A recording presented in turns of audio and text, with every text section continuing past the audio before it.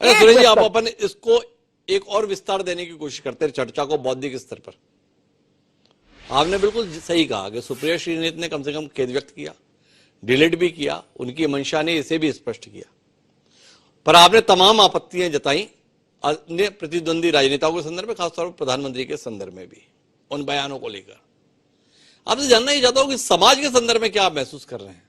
आप धारावाहिक रूप से यह बताने में सफल रहे कार्यक्रम में कि देखिए इतने आपत्तिजनक बयान दिए गए और इन बयानों पर माफी नहीं मांगी गई, उस पर कोई कार्रवाई नहीं की गई, ये भी आपका कहना है। पर जनता के स्तर पर इसकी प्रतिक्रिया क्या आपको वैसी आक्रोशित दिखाई दी जैसी समाज की प्रतिक्रिया होनी चाहिए? इसके संदर्भ में कोई नजरिया है सुरेंद्र राजपूत जी, या हम लोग इतने सहनशील हो गए किसी के संदर्भ में भी कुछ भी बोल दो कोई फर्क नहीं पड़ता है? इसके संदर्भ में क्या कहेंगे?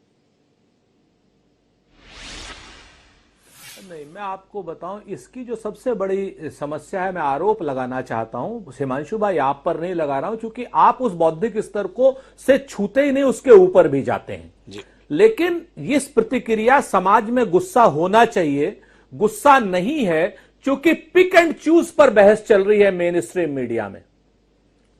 जब पिक एंड चूज, प्रधानमंत्री के ऐसे वक्तव्यों पर कोई बात नहीं होगी, साध्वी प्राची जब हराम जादे कहेगी तब कोई बहस नहीं होगी, सुप्रिया श्रीनेत से चूक हो जाएगी तो सारा टेलीविजन बहस करने लगेगा।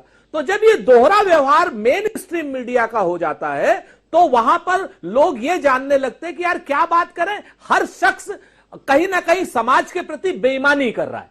तो जब बेईमानी करता है तो वो अपना फिर दूसरी तरफ चलने लगते हैं। उनका विश्वास, उनके विश्वास को कायम रखने का जिस तंत्र को सबसे ज्यादा जिम्मेवारी थी, वो तंत्र आज की डेट में अपनी जिम्मेवारी से भाग रहा है। वो विपक्ष का और समाज का माई बाप ना होकर के सत्ता का मानस पुत्र होता जा रहा है।